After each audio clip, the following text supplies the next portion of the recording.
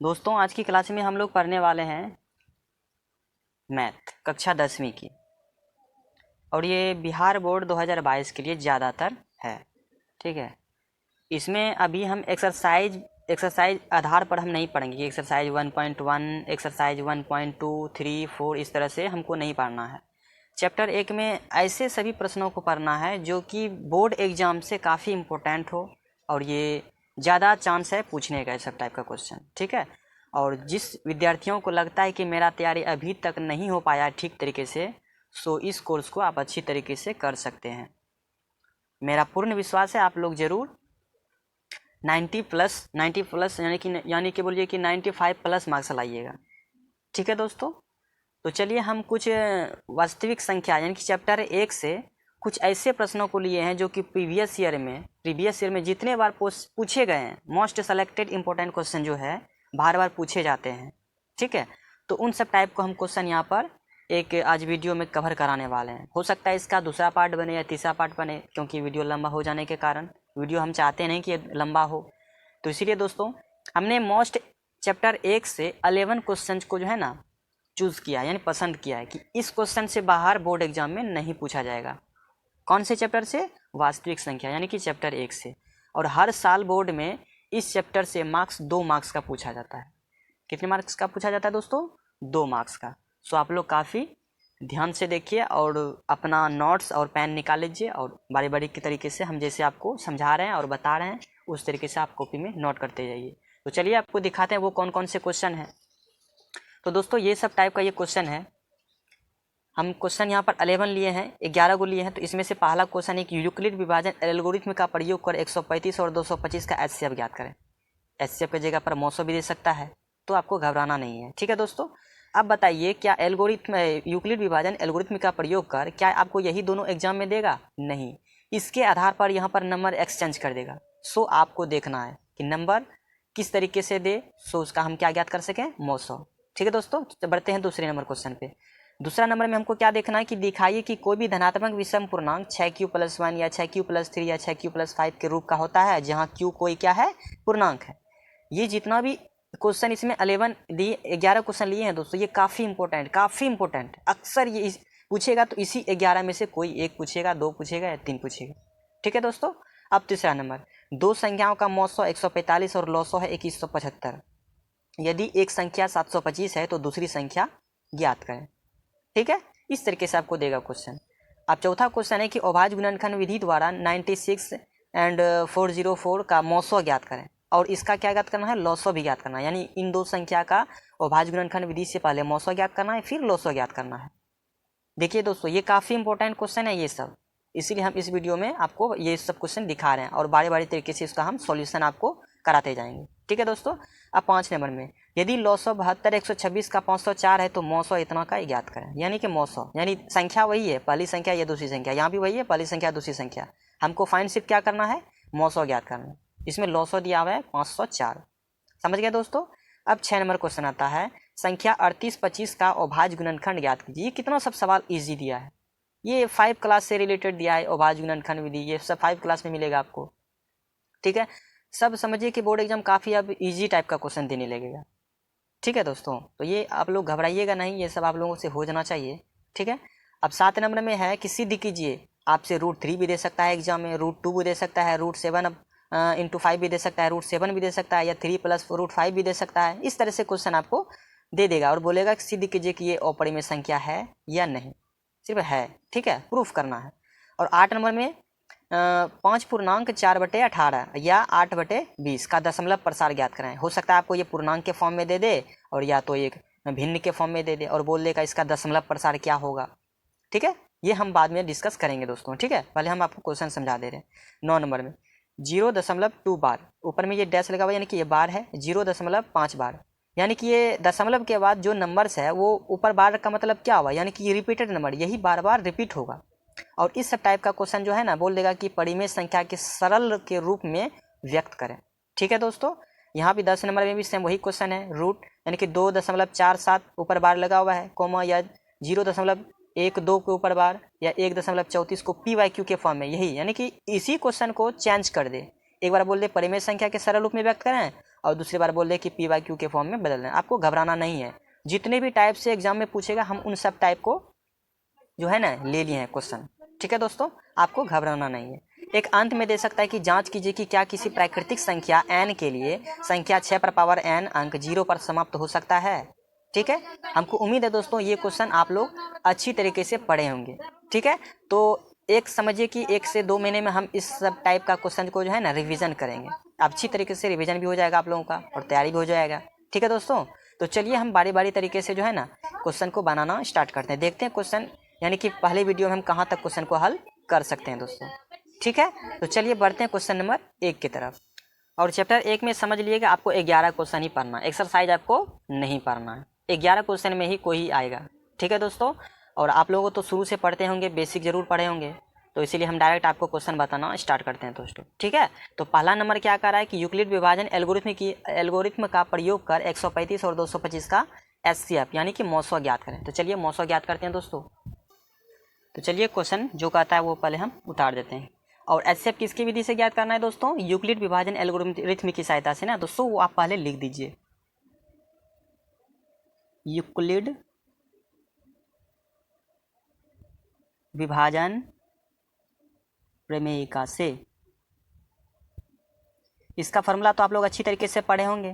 तो फॉर्मूला आता है कि A बराबर बी क्यू प्लस आर। ठीक है दोस्तों, इसमें A और B और Q और R क्या है? भाज्य, भाजक, भागफल और शेषफल आप लोग अच्छी तरीके से पढ़े होंगे, अच्छी तरह वाकिफ़ होंगे इस सब से, और इसका अंग्रेजी भी नाम जानते होंगे। ठीक है, सो हम लोग इसके आगे बढ़ते हैं। इसमें देखिए 2 संख्या आपको दिया हुआ है, हम मान लेते हैं, माना कि A बराबर, यानी कि ए हम किसके लिए लेंगे? बड़ी संख्या के लिए। इसमें एक क्या होगा? सबसे बड़ी संख्या हो जाएगा। कितना हो जाएगा? 225। ठीक है, माना कि A बराबर 225 और B बराबर कितना हम ले लेंगे? 135, जो कि आपके क्वेश्चन में दिया हुआ है।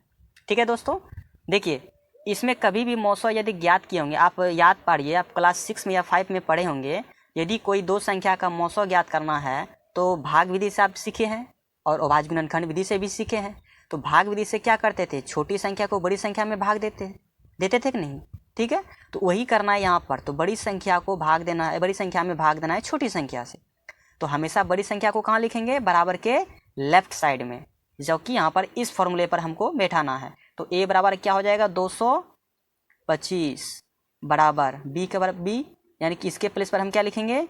135 गुना, यानी कि आप बोलता है कि भाजक को ऐसा कौन सा भागफल लें ताकि गुना करने पर कितना आ जाए? 225, और जोड़ने पर रिमाइंडर कितना शेष बचेगा, ये भी लिखना है ना। ठीक है, तो यहाँ पर रिमाइंडर लिखना है। तो ऐसे समझिए, यहाँ पर एक हम भाग दे करके देखते हैं। ठीक है, तो हम 135 को भाग देते हैं, 135 से भाग देते हैं किसमें? 225 में। तो भाग देंगे तो एक बार में 135, 5 में से 5 गया 0 और 12 में से 3 गया 9। ठीक है, अब 90 से भाग दीजिए, किस में भाग देंगे? 135 में। ऐसा क्यों? क्योंकि हमको भाग विधि से ज्ञात करना है ना। तो ठीक है, तो 135 यहाँ पर आप लिख दीजिए। 9 एका यानी कि 90 गुना 1 कीजिएगा तो 90 ही होगा, और 90 को 2 से गुना कीजिएगा तो 135 से अधिक हो जाएगा। समझिए दोस्तों, तो यहाँ पर 90 आ गया, 5 में से 0 गया 5, और यहाँ पर 12 13 है, 13 में से 9 गया 4, 45। ठीक है, अब 45 को किस में भाग देना है? 90 में। तो यहाँ पर 90 उतार दीजिए, तो 45 दूनी कितना हो गया? 90। क्लियर है दोस्तों? हमको उम्मीद है आप लोग यहाँ पर समझ गए होंगे। और शेषफल मेरा क्या आया? 0। क्लियर है? अब यहाँ पर आप लिख दीजिए। एक चीज़ हम लिखने के लिए दोस्तों भूल गए, यहाँ पर A बराबर बी क्यू प्लस आर, यानी कि हमको 0 लाना है ना, तो वो किसके बराबर होना चाहिए? R का जो मान है, R का मान किसके बराबर होना चाहिए? वो 0 के बराबर होना चाहिए। और R किससे छोटा होना चाहिए? हमेशा ऑलवेज B से छोटा होना चाहिए, याद रखिएगा। जहाँ ठीक है दोस्तों, ये आपको लिखना ही है हर हालत में। देखिए R का मान हमको यहाँ पर 0 आया, तभी यहाँ पर हम आगे बढ़ेंगे। अब देखिए 135, ये भागफल कितना आया? 1, तो इसके जगह पर 1 लिख दीजिए, और प्लस कितना हो जाएगा? शेषफल कितना आया है? 90। अब 135 को क्या लिखेंगे हम? भाज्य के फॉर्म में लिख दीजिए, तो कितना हो जाएगा? 135 बराबर ये 90 आ जाएगा इसके जगह पर। 90 गुना कितना करेंगे? 1, और प्लस रिमाइंडर कितना बचा था? 45, तो 45 यहाँ पर लिख दीजिए। ठीक है, फिर एक स्टेप आगे बढ़ेंगे। हमको लाना है R का मान 0 के बराबर, तो 0 के बराबर आया नहीं है। ठीक है दोस्तों, तो चलिए आगे बढ़ते हैं। तो अब यहाँ पर लिखेंगे 90 बराबर 45 गुना 2 प्लस 45 दूनी कितना होता है 90, 90 तो आ गया और रिमाइंडर कितना बचा 0, तो यहाँ पर हम क्या लिखेंगे 0। क्लियर है दोस्तों, हमको उम्मीद है आप लोग यहाँ पर समझ गए होंगे। तो 45 से ना पूर्ण रूप से कट गया 90, तो इसीलिए मेरा एचसीएफ कितना हो गया 45। तो यहाँ पर लिख दीजिए इसलिए 225 और 135 का एचसीएफ कितना हो जाएगा 45। ठीक है दोस्तों, उम्मीद है आप लोग अच्छी तरीके से समझ गए होंगे। ठीक है, एग्ज़ाम में आपको इसी तरीके से बनाना है। यदि आप इस तरह से बनाएं तो आपको 2 मार्क्स 100% मिलेगा। कहीं आपका एक भी मतलब क्या 0.2 भी नंबर भी नहीं कर सकता आपका। क्लियर है दोस्तों, तो चलिए अब क्वेश्चन नंबर हम 2 पर चलते हैं। माना कि इसमें लेट लगा दोस्तों, आपको समझाना है ना, तो समझाना है तो बड़ी तरीके से आपको समझा दें ताकि आप एग्जाम में कहीं पर कोई गलती ना करें। ठीक है दोस्तों, तो चलिए क्वेश्चन नंबर हम 2 पर चलते हैं, जो कि आपके डिस्प्ले पर ये क्वेश्चन शो कर रहा होगा। क्वेश्चन नंबर 2 कह रहा है कि दिखाइए कि कोई भी धनात्मक विषम पूर्णांक 6q+1 या 6q+3 या 6q+5 के रूप का होता है, जहां q कोई क्या है मेरा पूर्णांक है। देखिए दोस्तों, आपको कोई इसमें विषम पूर्णांक आपको 3 गो दिया हुआ है, समझे, और ये दिखाना है हमको कि कोई भी धनात्मक विषम पूर्णांक, तो इसमें कोई भी धनात्मक विषम पूर्णांक तो दिया हुआ है नहीं, उसके बराबर का दिया हुआ है। सो पहले हम उसको लेट करेंगे कि माना कि कोई संख्या कोई एक नंबर चर पद ले लेंगे, उसको हम क्या मान लेंगे धनात्मक पूर्णांक। चलिए बनाते जाएंगे और आपको समझाते जाएंगे। ठीक है दोस्तों, तो चलिए शुरू करते हैं। हम मान लेंगे माना कि ए कोई धनात्मक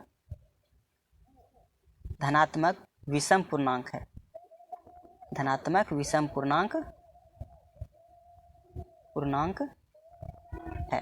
क्लियर है दोस्तों, यहाँ तक समझ गए। फिर इसके आगे अब करेंगे ए को 6 से विभाजित करने पर, विभाजित करिए या भाग देने पर, ठीक है, विभाजित करने पर भागफल q और शेषफल क्या आता है r प्राप्त होता है। क्लियर है दोस्तों, यहाँ तक समझे। हमने मान लिया कि a मेरा कोई धनात्मक विषम पूर्णांक है, और जब a को हम 6 से भाग देंगे, समझ गए ना, यानी कि a को 6 से विभाजित करने पर भागफल मेरा क्या आएगा q आएगा, और शेषफल क्या आएगा r प्राप्त होगा। समझे, नहीं समझे तो ऐसे समझिए। अब क्या करेंगे, यहाँ पर यूक्लिड विभाजन, अभी तुरंत समझाएं क्वेश्चन नंबर 1 में, विभाजन प्रेमिका से, तो वो क्या कहता है कि a बराबर बी क्यू, तो b की जगह पर हम क्या लिए 6 ना, तो 6 को लिखेंगे, और q तो मेरा भागफल है, और प्लस कितना r। समझ गए दोस्तों, जहाँ यहाँ पर लिख दीजिए, ये रूल ही कहता है कि 0 का मान किसके बराबर हो r का, यानी कि r का मान 0 के बराबर हो, और r का जो मान है ना b से छोटा हो, तो b के प्लेस पर मेरा क्या है 6 है ना, तो यहाँ पर लिखेंगे 6। समझ गए दोस्तों, हमको उम्मीद है आप लोग यहाँ तक समझ गए होंगे। तो इसके आगे बढ़ते हैं, यानी कि ये r का जो मान है 6 से क्या होगा छोटा होगा। सॉरी दोस्तों, यहाँ पर मिस्टेक हो गया, ऐसे समझिए। ठीक है, r का मान 6 से छोटा है ना, तो छोटा के लिए इधर तीर घुमाएंगे। ठीक है दोस्तों, समझ गए। अब इसके आगे, यानी कि अर्थात ऐसे समझिए, r का मान क्या क्या हो सकता है, यानी शेषफल का मान क्या क्या हो सकता है। जब r का मान 6 से छोटा तो क्या क्या हो सकता है, वो 0 हो सकता है, 1 भी हो सकता है, 2 भी हो सकता है, 3 भी हो सकता है, 4 भी हो सकता है, 5 हो सकता है, लेकिन 6 नहीं हो सकता है। लेकिन r का मान क्या बोला है 6 से छोटा, इसीलिए 1 से लेकर 0 से लेकर 5 तक होगा। समझ गए दोस्तों। अब इसको जो है ना, अब a को a बराबर 6q प्लस r, यानी कि r का मान अब हम बारी बारी तरीके से यहाँ पर रखेंगे, देखेंगे कि मेरा ये जो a का जो मान आता है वो मेरा क्या आता है। समझे, सम पूर्णांक आता है कि विषम पूर्णांक आता है। समझ गए दोस्तों। तो 6q प्लस r, तो बताइए यदि हम r का मान इसमें 0 को ऐड करें, कितना 0 लें, पहला स्टेप में हम 0 लें, तो बताइए a का मान क्या आएगा 6q ही आएगा कि नहीं। और आप जानबे करते हैं 6q को 6 गुना q और q के प्लेस पर आप सम संख्या मान रखिए या विषम संख्या, तो हम हमेशा वो प्राप्त क्या होगा, हमेशा सम संख्या ही प्राप्त होगा। देखिए एक बार दिखाते हैं आपको। मान लीजिए हमने एक सम संख्या रखा 2 रखा, तो 6 दूना कितना हुआ 12 हुआ कि नहीं। अब एक बार 3 रख करके देखिए, 3 रखे 6 तिया कितना हुआ 18, तो 18 मेरा क्या है, सम संख्या है कि नहीं। समझ गए दोस्तों, ये हम आपको समझाइए, आपको लिखना नहीं है। क्लियर है दोस्तों। अब इसके आगे, अब यहाँ पर हमको क्या करना है, अब की बार ए में क्या लिखना है, अब की बार ए में यानी कि दूसरा वो जो नंबर लेंगे वो क्या लेंगे, अब की बार 1 लेंगे। तो यदि बताइए किसी भी सम संख्या में यदि हम 1 जोड़ेंगे तो वो मेरा संख्या प्राप्त क्या होगा, एक विषम संख्या प्राप्त होगा कि नहीं, बिल्कुल होगा। ठीक है, उसी तरह अब a बराबर 6q प्लस, अब की बार कितना रखना है, 2 रखिए। तो 2 जनवे करते हैं, 2 तो मेरा क्या है, सम संख्या है, और सम संख्या में सम संख्या को जोड़ने पर हमेशा समेन आएगा, थोड़ी ये विषम आएगा, समझे। ठीक है, तो अब आगे, अब की बार क्या रखना है, 6q प्लस 3, आर का मान क्या रखना है, 3 रखे, तो 3 मान रखिएगा। 3 मेरा क्या है, एक विषम पूर्णांक है, यानी कि विषम संख्या है, और सम संख्या में विषम संख्या का मान रखिएगा तो क्या आएगा, हमेशा विषम ही आएगा, आप जानवे करते हैं। ठीक है, तो अब की बार फिर क्या रखेंगे, 6q प्लस 4 रखेंगे। ठीक है, तो 4 रखिए, तो 4 मेरा जानवे करता है, 4 एक सम संख्या है तो प्राप्त क्या होगा, समय संख्या ना होगा। उसी तरह एक बार और 6q प्लस 5 रखेंगे, तो ये मेरा क्या आएगा, विषम संख्या प्राप्त है, क्योंकि 5 मेरा एक ऑलरेडी क्या है, मेरा विषम संख्या है। क्लियर है दोस्तों, यहाँ पर समझ गए। तो आपको इस तरीके से लिखना है, चूंकि a बराबर 6q या 6q प्लस 2 या 6q प्लस 4, ठीक है, से a का मान सम संख्या प्राप्त होता है, सम संख्या प्राप्त होता है। परंतु a मेरा क्या है, ऑलरेडी हम विषम पूर्णांक माने हैं। देखिए यहाँ पर माना कि a कोई धनात्मक विषम पूर्णांक, लेकिन यहाँ पर a का मान क्या आया, सम संख्या ना, उसको माने हम विषम। तो बताइए क्या होगा ये, तो यहाँ पर लिख दीजिए, परंतु a एक क्या है, एक सम संख्या ना, एक विषम पूर्णांक है ना, एक विषम पूर्णांक है, विषम पूर्णांक है। क्लियर है दोस्तों, यहाँ तक समझ गए। लेकिन a का तब निम्नांकित मान क्या क्या आएगा, तो इसीलिए a का निम्नांकित मान बताइए क्या क्या आएगा। तो a का निम्नांकित मान क्या क्या आएगा, 6q प्लस 1 और 6q प्लस 3 और 6q प्लस 5 आएगा कि नहीं। विषम संख्या यदि हम a को कोई माने हैं तो यहाँ पर इसमें विषम संख्या का मान रखेंगे, वो मेरा क्या होगा, विषम संख्या प्राप्त होगा। तो यही मेरा दोस्तों क्या हो गया, प्रूव्ड हो गया। समझ गए। एक बार और अच्छी तरीके से आप देख लीजिए, हमने क्या माना, क्वेश्चन में बोला था कि एक धनात्मक विषम पूर्णांक लेना है, ठीक है। तो हमने क्या किया, मान लिया कि ये कोई धनात्मक विषम पूर्णांक है और a को 6 से विभाजित करने पर भागफल क्या आना चाहिए, q, और शेषफल a प्राप्त हो। यूक्लिड विभाजन प्रेमिका से, एल्गोरिथम भी बोलिए, प्रेमिका भी बोलिए, दोनों बात एक ही है। तो उसका फॉर्मूला क्या कहता है कि a बराबर 6q प्लस r। अब बताइए कि यहाँ पर b सर क्यों नहीं लिए, तो b के प्लेस पर ऑलरेडी यहाँ पर 6 दिया हुआ है, ठीक है दोस्तों। तो यहाँ पर उसके जगह पर हम 6 विभाजित करने पर भागफल कितना, q, और शेषफल r प्राप्त होता है, इसीलिए यूक्लिड विभाजन प्रेमिका से। तो a बराबर 6q प्लस r, जहाँ r का जो मान है वो 0 के बराबर और r का मान 6 से क्या आना चाहिए, छोटा आना चाहिए। तो अर्थात r का मान 0, 1, 2, 3, 4, 5 हो सकता है। तो बारी बारी तरीके से हम 1, 2, 3, 4, 5 मान रखे, तो इससे हमको प्राप्त हुआ कि जब हम सम संख्या का मान रखते हैं a में, तो मेरा प्राप्त क्या होता है, सम संख्या। यदि विषम संख्या रखते हैं तो विषम संख्या प्राप्त होता है। तो इस तरीके से हमको पता चल गया कि 6q प्लस 2, 6q प्लस 4 का a का मान क्या आता है, सम संख्या, परंतु a का हम कोई क्या मान है, एक विषम पूर्णांक ना, तो इसीलिए a का मान क्या क्या हो सकता है, 6q plus 1, 6q plus 3, 6q plus 5। Clear दोस्तों, आप लोग समझ गए हैं, ठीक है। तो बढ़ते हैं क्वेश्चन नंबर 3 की तरफ। क्वेश्चन नंबर 3 बोल रहा है कि दो संख्याओं का मौसो दिया है 145 और लौसो दिया है 2175। यदि एक संख्या 725 है तो दूसरी संख्या ज्ञात करें। तो इसमें जो जो पहले दिया हुआ है वो पहले आप लिख दीजिए, ठीक है। तो यहाँ पर दिया है क्या क्या दिया हुआ है, मौसो दिया हुआ है, मौसो कितना दिया हुआ है दोस्तों, मौसो 145 दिया हुआ है, ठीक है। और लौसो भी दिया है ना, तो यहाँ पर लौसो लिख दीजिए। लौसो कितना दिया हुआ है, 2175, ठीक है। और पहली संख्या, एक संख्या दिया हुआ है ना, एक संख्या दिया हुआ है, कितना दिया हुआ है, वो दिया हुआ है 725, ठीक है। उसमें फाइंड क्या करना है, फाइंड करना है दूसरी संख्या बराबर वाट, ये हमको फाइंड करना है। तो सो आप पहले आप जानवे करते होंगे दोस्तों कि ये हो गया मेरा पहली संख्या गुना ये हो गया दूसरी संख्या बराबर क्या लिखेंगे, 900 गुना 900, यानी कि पहली संख्या गुना दूसरी संख्या, ये किसके बराबर होता है, 900 और 900 के बराबर होता है, ठीक है। तो ये हो गया पहली संख्या। तो पहली संख्या जो जो यहाँ पर दिया है वो यहाँ पर पुट कर दीजिए, ठीक है, बैठा दीजिए। एक संख्या दिया हुआ है 725, तो ये 725 हो जाएगा, गुना दूसरी संख्या तो फाइंड करना है, तो उसके जगह पर दूसरी संख्या लिखिए, बराबर 900 कितना दिया हुआ है 145, उसके जगह पर 145, और 900 कितना हो जाएगा 2175। क्लियर है दोस्तों। तो दूसरी संख्या बराबर हो जाएगा 145 गुना 2175, और नीचे कितना हो जाएगा, जानवे करते हैं 725 दूसरी संख्या के साथ किस रूप में है, गुना के रूप में। गुना हमेशा किस में चेंज होता है, भाग में। तो यहाँ पर हो जाएगा 725। क्लियर है दोस्तों। अब कटाइए, देखिए किससे कट रहा है 5 से कटाइए, तो 5 से कटेगा, 5 एक 5, 2 बचा, 5 चौक 20, फिर 2 बचा, 5 बचे 25। फिर यहाँ पर 5 से कटाइए, 5 चौक 20, 5 दिया 15, 2 बचा, फिर 5 बचे 25।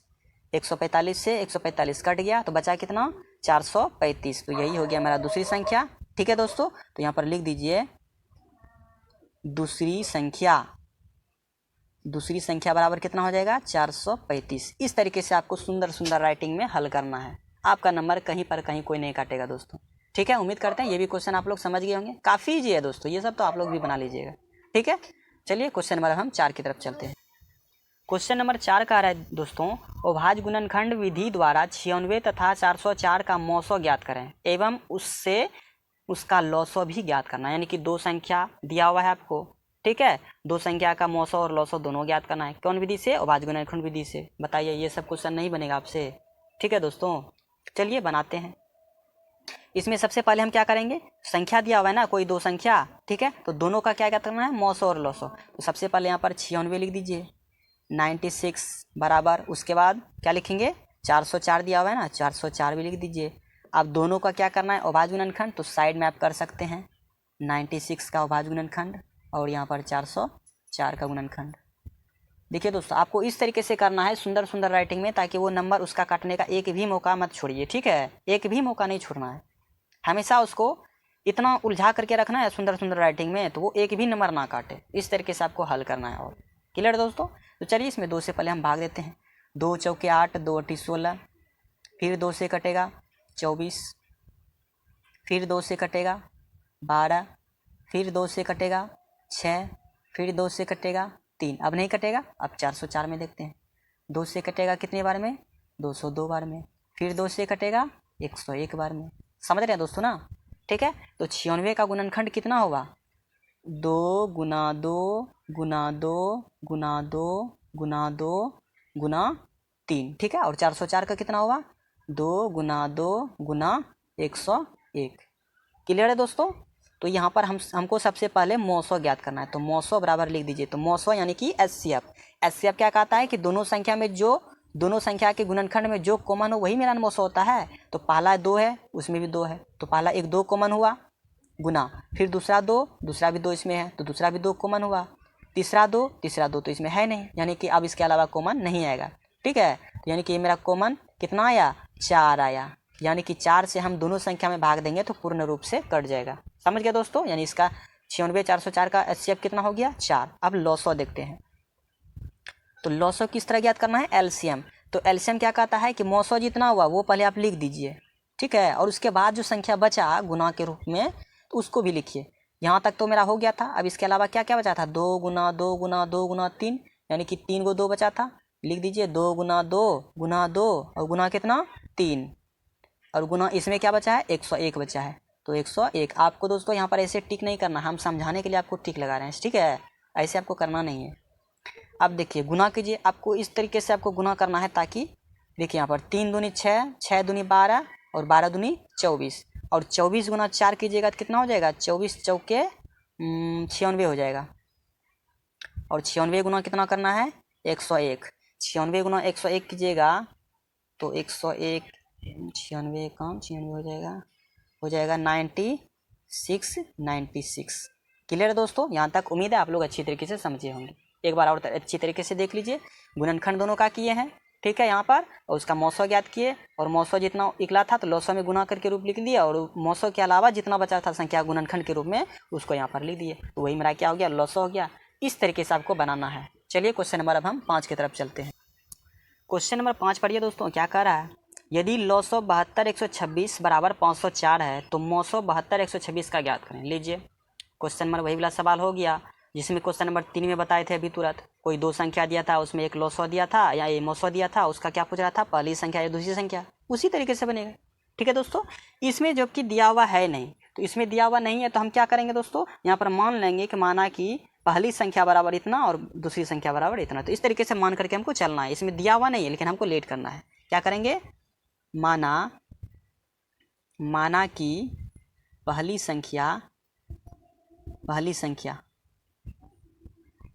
संख्या कितना दिया हुआ है ना, ये मान लिया पहली संख्या, ठीक है। तो पहली संख्या कितना ले लेंगे 72, और दूसरी संख्या कितना हो जाएगा तब बताइए। दूसरी संख्या कितना हो जाएगा, कितना था 126, और इसमें एक चीज़ दिया था, क्या दिया था लौसो ना, तो वो भी आप लिख दीजिए। लौसो बराबर लौसो कितना दिया हुआ था, लौसो दिया था 504, और आपको ज्ञात करना क्या था, मौसो ज्ञात करना था। क्लियर है दोस्तों, हमको मौसो फाइंड करना है, बस वही फार्मूला लगाइए। पहली संख्या इंटू दूसरी संख्या, पहली संख्या गुना दूसरी संख्या बराबर क्या हो जाएगा, लौसो गुना मौसो। क्लियर है। अब देखिए इसमें लौसो और मौसो जितना जितना दिया वो पहले आप यहाँ पर बैठा दीजिए। पहली संख्या कितना है 72 है, गुना दूसरी संख्या 126 है, बराबर लौसो कितना दिया हुआ है, लौसो दिया है 504। हमको फाइंड क्या करना है मौसो, तो मौसो तो दिया नहीं है तो मौसो की जगह पर मौसो ही लिख दीजिए। अब 504 है मौसो की जगह गुना के रूप में, तो गुना कहाँ आएगा, भाग में आएगा, तो बचेगा उधर क्या, सिर्फ मौसो बचेगा। तो यहाँ पर लिख दीजिए मौसो बराबर 72 गुना 126 अपॉन कितना हो जाएगा 504। कटाइए, देखिए किससे कट रहा है पूरा पूरी। हमको लगता है 2 से पहले सबसे छोटी संख्या से कटाइए, आसान रहेगा। 2 से कटाते हैं तो ये 25, 2 दूनी 4, ठीक है।